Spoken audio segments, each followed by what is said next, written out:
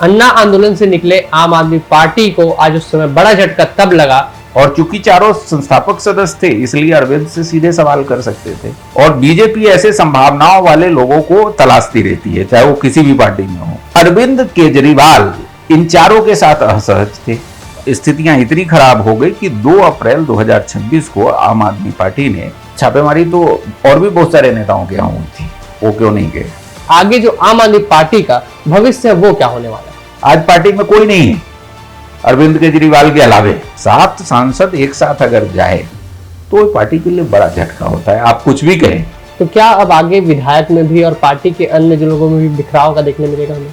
कोशिश ये हो रही है कि पंजाब में भी पार्टी 2 फार में बटे। कम से कम 50 विधायक ऐसे हैं जिसमें उहापोह की स्थिति है। आखिर ये स्थितियां सर बनी ही क्यों? कि आज के डेट में ईमानदार राजनीति संभव नहीं। आम आदमी पार्टी की जो दुर्गति हुई है उससे वैकल्पिक राजनीति को देश में कितना बड़ा झटका लगा है? एक नई वैकल्पिक राजनीति की चाह रखने वाले लोगों को अरविंद केजरीवाल से, उनकी पूरी टीम से बहुत ज्यादा निराशा हुई है। आपको क्या लगता है कि आगे जो भविष्य होगा आम आदमी पार्टी का वो क्या होने वाला है? मुझे नहीं लगता है कि आम आदमी पार्टी का कोई बहुत उज्जवल भविष्य है। अन्ना आंदोलन से निकले आम आदमी पार्टी को आज उस समय बड़ा झटका तब लगा जब पार्टी के संस्थापक सदस्यों में से एक रहे राघव चड्ढा समेत लगभग 7 राज्यसभा सांसदों ने पार्टी का दामन छोड़कर बीजेपी में चले गए। आखिर कैसे ये स्थिति बनी और इतना बड़ा झटका जो अब तक का सबसे बड़ा झटका माना जा रहा है वो आम आदमी पार्टी को कैसे लगा, इन सभी विषयों पर बारीकियों से बात करने हमारे साथ मौजूद हैं लंबे समय से पत्रकारिता में सक्रिय, अलग अलग न्यूज चैनलों और समाचार पत्रों के संपादक रहे डॉक्टर संजय शेखर जी। सर बहुत बहुत स्वागत है आपका हमारे कार्यक्रम में। जी धन्यवाद, नमस्कार। सर ऐसी स्थिति कैसे बनी आम आदमी पार्टी के साथ, क्योंकि राघव चड्ढा समेत लगभग 7 राज्यसभा सांसद बीजेपी में चले गए हैं, और सर इसके बाद आगे जो आम आदमी पार्टी का भविष्य है वो क्या होने वाला है? देखिए, आपका जो सवाल है उसका जवाब देने से पहले थोड़ा सा इतिहास को जानना जरूरी होगा। आम आदमी पार्टी का इतिहास क्या है? आम आदमी पार्टी 2011 में देश का एक बड़ा आंदोलन हुआ था भ्रष्टाचार के खिलाफ, और अन्ना हजारे लंबे समय तक दिल्ली में बैठे हुए थे धरने पर, उनका उपवास चला और उसमें अरविंद केजरीवाल भी शामिल थे, किरण बेदी भी शामिल थे। और उसी अन्ना आंदोलन की उपज है आम आदमी पार्टी। बाद में अरविंद केजरीवाल ने निर्णय लिया अपने बाकी साथियों के साथ कि देश में बदलाव जो है और सूचिता की राजनीति तब तक नहीं हो सकती जब तक कि जो ईमानदार लोग हैं, पढ़े लिखे लोग हैं, जो युवा हैं, जो नई सोच रखते हैं, वो जब तक राजनीति में नहीं आएंगे तब तक देश की इस व्यवस्था को नहीं बदला जा सकता। और इस सोच के साथ अरविंद केजरीवाल और उस समय 5 प्रमुख जो उसमें संस्थापक सदस्य थे, जिसमें साजिया इल्मी थी, जिसमें प्रशांत भूषण जो कि सुप्रीम कोर्ट के जाने माने एडवोकेट हैं, योगेंद्र यादव थे उसमें, आनंद कुमार थे उसमें, और बहुत सारे नाम थे जिसमें कुमार विश्वास का नाम है, ठीक है, तमाम लोग शामिल थे उसमें। और इस तरीके से ये पार्टी बनी जिसका नाम है आम आदमी पार्टी। और जब ये पार्टी बनी और पार्टी का गठन हुआ था 2 अक्टूबर 2012 को, 11 में आंदोलन चला और उसके तत्काल बाद ये पार्टी का गठन हुआ। उस समय से राघव चड्ढा पार्टी से जुड़े हुए थे, और 2015 में जब राघव चड्ढा को पार्टी का राष्ट्रीय कोषाध्यक्ष बनाया गया था, जब पार्टी शुरुआती दौर में थी और जब संसाधनों की बड़ी जरूरत होती थी, तब राघव चड्ढा को पार्टी का राष्ट्रीय कोषाध्यक्ष बनाया गया था। और उस समय राघव चड्ढा की उम्र केवल 26 साल थी, तब वो पार्टी के राष्ट्रीय कोषाध्यक्ष बने। और उस समय उन्होंने काफी मेहनत की, चूंकि वो सीए थे, युवा सीए थे, और उन्होंने पार्टी के लिए फंड जुटाया और पार्टी फिर आगे बढ़ती गई। दिल्ली में सरकार बनी 2 बार, और हालांकि उसका प्रतिसाद राघव चड्ढा को भी मिला। 2019 में उनको लोकसभा की टिकट दी गई, हालांकि वो चुनाव हार गए वहाँ से, दक्षिण दिल्ली से। लेकिन 2020 में फिर उनको विधायक की टिकट दी गई और वो राजेंद्र नगर विधानसभा से विधायक बने और फिर बाद में जल बोर्ड के अध्यक्ष भी बने। तो इस तरीके से उनका सफर है और फिर 2022 में उनको राज्यसभा का सदस्य बनाया गया। लेकिन राज्यसभा सदस्य बनने के बाद देखिए, सबकी अपनी राजनीतिक महत्वाकांक्षा होती है। राघव चड्ढा की भी अपनी राजनीतिक महत्वाकांक्षा है। बड़ी 26 साल की उम्र में वो आम आदमी पार्टी के राष्ट्रीय कोषाध्यक्ष बन गए थे। उससे 3 साल पहले उन्होंने पार्टी ज्वाइन की थी, करीब 23 साल की उम्र में। तो जाहिर सी बात है, तेज तर्रार है, पढ़े लिखे हैं, दिल्ली विश्वविद्यालय से पास आउट है, सीए है, तो उनकी अपनी राजनीतिक महत्वाकांक्षाएं उनकी भी है। लेकिन अरविंद केजरीवाल का टोटल जो एक ऑरा है और उनके कार्य करने की जो पद्धति है, उसमें अरविंद केजरीवाल के बराबर कोई नहीं आना चाहिए। उससे थोड़ा सा नीचे भी बर्दाश्त नहीं है, क्योंकि उनको हमेशा इस बात का डर रहता है कि मेरे से ऊपर आ जाएगा तो दिक्कत हो जाएगी। और इस वजह से पार्टी के तमाम लोग जो उनके बहुत सहयोगी थे, वो सब पार्टी से बाहर हो गए। 5 जो संस्थापक सदस्य जिसका नाम मैंने लिया, चाहे प्रशांत भूषण की बात की जाए, चाहे योगेंद्र यादव की बात की जाए, चाहे साजिया इल्मी की बात की जाए, चाहे प्रोफेसर आनंद कुमार की बात की जाए, आज पार्टी में कोई नहीं है अरविंद केजरीवाल के अलावे। ये चारों क्यों चले गए? ये चारों इसलिए चले गए क्योंकि अरविंद केजरीवाल इन चारों के साथ असहज थे, और चूंकि चारों संस्थापक सदस्य थे इसलिए अरविंद से सीधे सवाल कर सकते थे। अरविंद से कोई सीधे सवाल करने वाला व्यक्ति नहीं चाहिए। और इस कारण बाद में आपने देखा कि कुमार विश्वास भी छोड़ करके चले गए, और तमाम लोग हैं, बहुत सारे, स्वाति मालीवाल हैं, तमाम लोग जो है धीरे धीरे पार्टी से निकले। मुझे लगता है कि वही स्थिति राघव चड्ढा के साथ भी बनी। राघव चड्ढा जब पंजाब में और दिल्ली में उनका नाम होने लगा और उनका कद अपना एक पैरेलल खड़ा होने लगा, तो अरविंद केजरीवाल से उनकी दूरी बननी शुरू हुई। और अभी हाल में स्थितियां इतनी खराब हो गई कि 2 अप्रैल 2026 को आम आदमी पार्टी ने राघव चड्ढा, जो कि राज्यसभा में पार्टी के डिप्टी लीडर थे, उपनेता पद से आम आदमी पार्टी ने उनको हटा दिया। तो उपनेता पद से जब हटाया तो तय हो गया था कि राघव चड्ढा पार्टी में नहीं रहेंगे और उनको कोई दूसरा रास्ता अख्तियार करेंगे। लेकिन राघव चड्ढा तेज तर्रार नेता है, उनको पार्लियामेंट में जो लोग सुनते हैं वो समझते हैं कि उनमें संभावनाएं भी है, और बीजेपी ऐसे संभावनाओं वाले लोगों को तलाशती रहती है, चाहे वो किसी भी पार्टी में हो। आप भले ही उनको कह दे कि भाई बीजेपी में वॉशिंग मशीन में जाकर के सब जो है साफ सुथरा हो जाता है, पवित्र हो जाता है, वो आप कुछ भी आरोप लगाए, लेकिन बीजेपी ऐसे लोगों को तलाशती रहती है। तो जैसे ही ये स्थितियां बनी तो बीजेपी ने इसको लपका और उनको कहा कि भाई आप ही क्यों, और भी बाकी लोग आओ। और स्थिति ये बनी कि अरविंद केजरीवाल से असंतुष्ट जितने लोग थे, हालांकि इसके पीछे पर्दे की और भी कुछ कहानियां हैं, आज तमाम ट्वीट्स और उसमें आए कि भाई जो मिस्टर मित्तल है, मित्तल के यहाँ जो है अशोक मित्तल के यहाँ कई केंद्रीय एजेंसियों की छापेमारी हुई थी तो उसका भी दबाव था, बाकी नेताओं के यहाँ छापेमारी हुई थी तो उसका भी दबाव था। ये तमाम बातें हैं, लेकिन छापेमारी तो और भी बहुत सारे नेताओं के यहाँ हुई थी, वो क्यों नहीं गए? ठीक है, तो विषय केवल वो नहीं है, विषय आप उनको कितना स्पेस दे रहे हैं, उनकी बातें कितनी सुन रही है, पार्टी में उनकी वक्त कितनी है। और एक बार जो सांसद बन जाता है उसकी राजनीतिक महत्वाकांक्षाएं तो बढ़ ही जाती है, स्वाभाविक तौर पे बढ़ जाती है। तो ऐसे जितने राघव चड्ढा ने ऐसे जितने असंतुष्ट लोग थे सबको एकत्रित किया, और एकत्रित करके उसके बाद राज्यसभा में अपनी स्थिति बनाए रखने के लिए 2/3 बहुमत चाहिए थी, 2/3 लोग चाहिए थे ताकि उनकी मान्यता बरकरार रहे। तो इसलिए 2/3 सांसद यानी 10 में से 7 सांसद वो एक साथ होकर के चले गए और बीजेपी ज्वाइन कर लिया। तो उनकी सदस्यता भी अब नहीं जा सकती, क्योंकि एक अलग गुट के रूप में वो 2/3 से ज़्यादा हैं, तो इसलिए वो जा करके और बीजेपी ने उनको हाथों हाथ लिया। तो इस तरीके से ये पूरा घटनाक्रम हुआ। लेकिन आपने जो सवाल किया कि ये स्थितियां क्यों, ये स्थितियां इसलिए कि आप, ठीक है, आप पार्टी के सबसे बड़े नेता हैं अरविंद केजरीवाल, लेकिन बाकी जो लोग हैं, ठीक है, महल जो है वो स्तंभों से बनता है।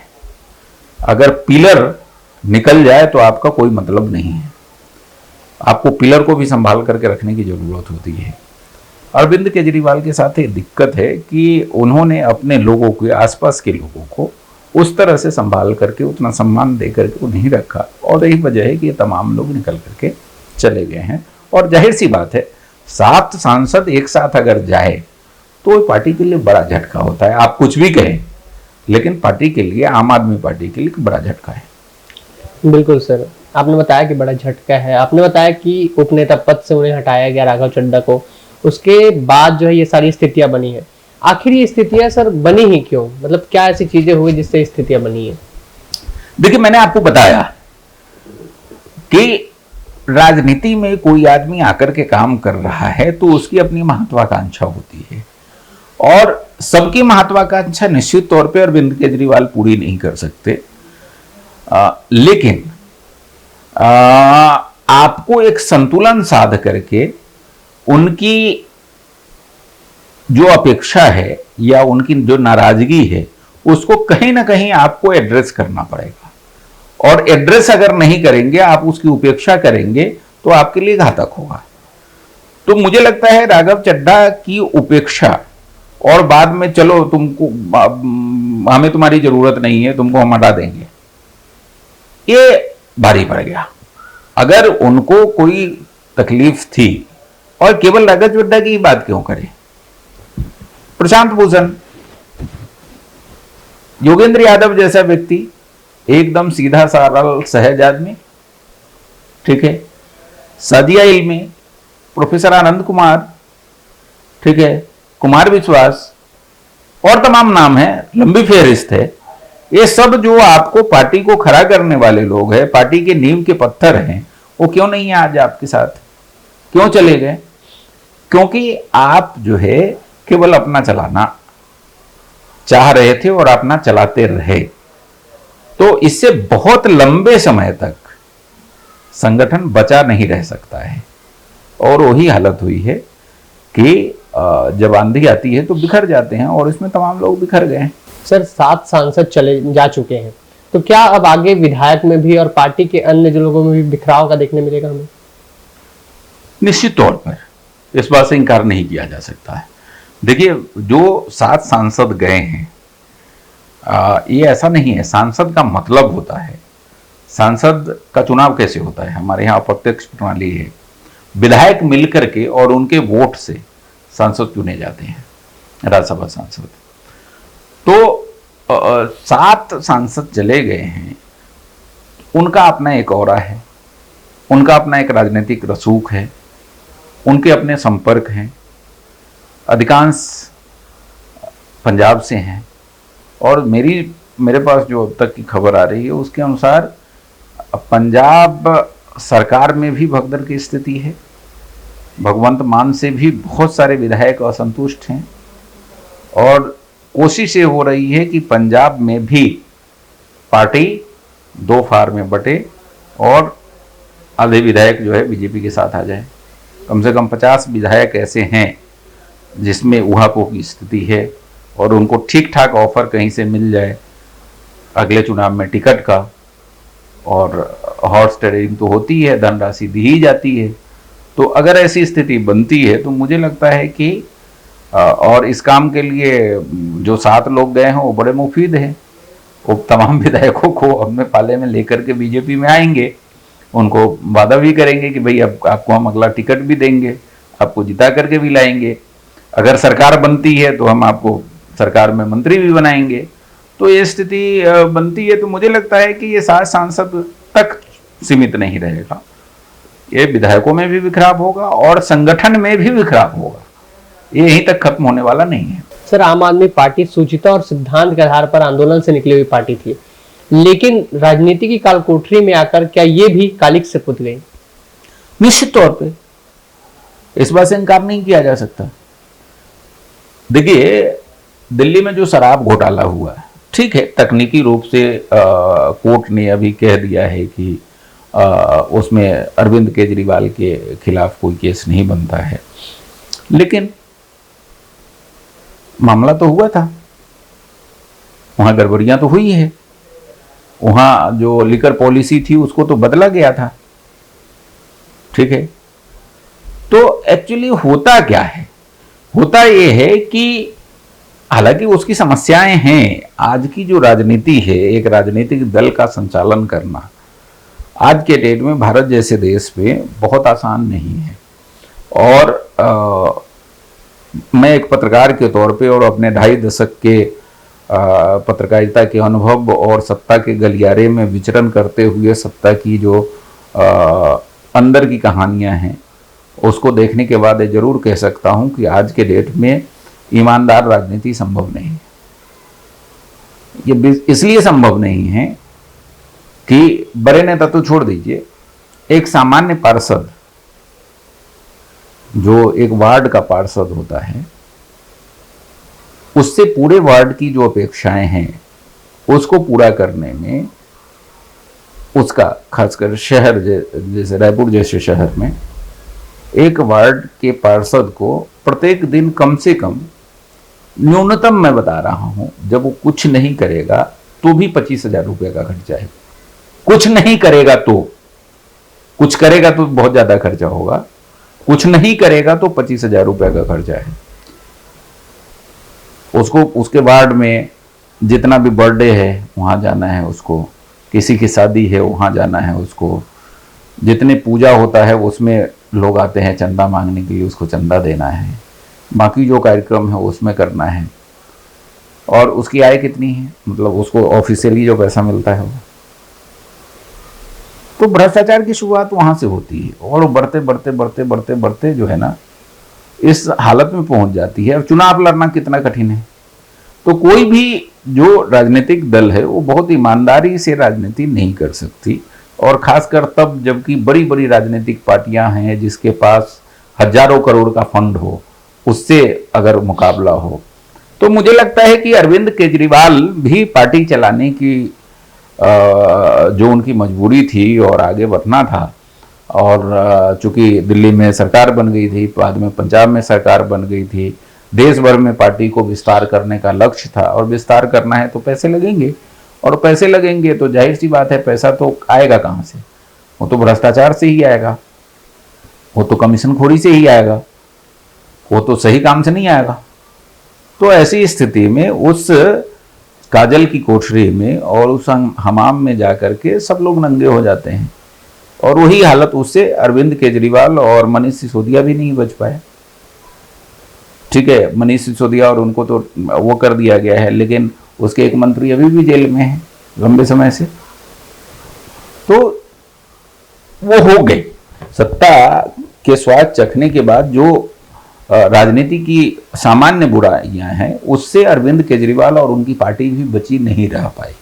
और यही कारण है कि एक बहुत ही अच्छा प्रयास जो देश में हुआ था, जो कि एक वैकल्पिक राजनीति का एक महत्वपूर्ण पड़ाव बन सकता था, महत्वपूर्ण मिसाल बन सकता था, वो मुझे लगता है कि उसकी भ्रूण हत्या हो गई, वो बहुत आगे विकास करने से पहले ही खत्म हो गया।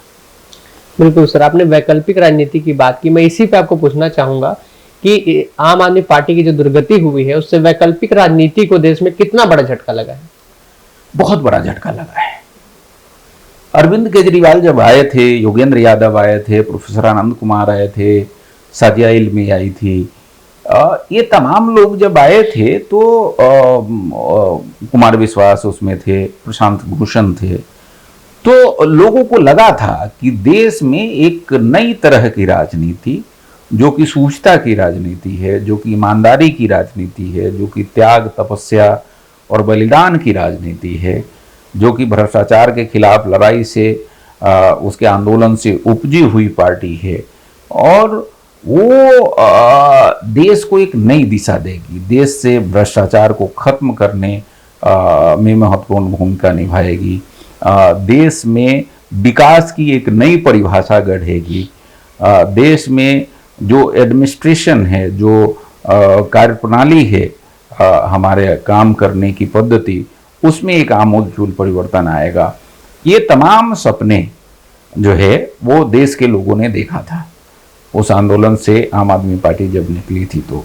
और यही वजह है कि आंदोलन से निकलने के तत्काल बाद दिल्ली जैसे राजधानी, राष्ट्रीय राजधानी दिल्ली ने हाथों हाथ लिया आम आदमी पार्टी को, और जबरदस्त बहुमत के साथ, ठीक है, वहां आम आदमी पार्टी को जिताया। अरविंद केजरीवाल मुख्यमंत्री बने। पंजाब में उसके बाद जनादेश दिया, बहुमत दिया। लेकिन नतीजा क्या रहा? नतीजा हाँ, कुछ काम निश्चित तौर पे अच्छा किया, इस बात से इनकार नहीं किया जा सकता है। दिल्ली में कुछ काम बहुत अच्छे किए इनकी पार्टी ने। लेकिन जैसा कि मैं आपको कह रहा था कि जो राजनीति की जो बुराइयां हैं उससे नहीं बच पाई पार्टी। ठीक है, राजनीति करने की अपनी मजबूरियां थी, इस बात से मैं इनकार नहीं कर सकता। लेकिन आप जिस संकल्प के साथ आए थे, जिस वायदे के साथ आए थे, लोगों को जो सपना दिखा करके आए थे, वो पूरी तरीके से इसमें तिरोहित हो गया। और देश को, देश की उम्मीदों को, देश के एक नई वैकल्पिक राजनीति की चाह रखने वाले लोगों को अरविंद केजरीवाल से, उनकी पूरी टीम से बहुत ज़्यादा निराशा हुई है। और वैकल्पिक राजनीति को, चूंकि इतने बड़े आंदोलन से ऐसे पढ़े लिखे लोग, ठीक है, जो हमेशा ईमानदारी की बात, त्याग, तपस्या और बलिदान करने की बात कर करके आए थे, और उस पार्टी की अगर ऐसी दुर्गति हो जाए तो जाहिर सी बात है एक बड़ा ठेस लगता है, एक बड़ा ठोकर लगती है, बहुत निराशा होती है। और निश्चित तौर पर वैकल्पिक राजनीति को बड़ा झटका लगा है। बिल्कुल सर, बड़ा झटका लगा है। और इतना सा फेयर बदल जो हुआ है, इसके बाद आपको क्या लगता है कि आगे जो भविष्य होगा आम आदमी पार्टी का, वो क्या होने वाला है? देखिए, आम आदमी पार्टी का भविष्य मुझे नहीं लगता है कि बहुत उज्जवल, जब तक कोई आमूलचूल परिवर्तन अरविंद केजरीवाल अपने व्यक्तित्व में और पार्टी के जो कोर कमांडर्स हैं अभी, उनके व्यक्तित्व में जब तक नहीं लाते हैं, तब तक जरा मुश्किल होगा। अब अगर वो पार्टी को इसी रूप में चलाएंगे जैसे बाकी पार्टियां हैं, तो बहुत ज़्यादा गुंजाइश नहीं है। क्योंकि उसी तरह की जब बात है तो भारतीय जनता पार्टी क्या बुरा है, कांग्रेस क्या बुरी है, तमाम पार्टी तो वही करती है।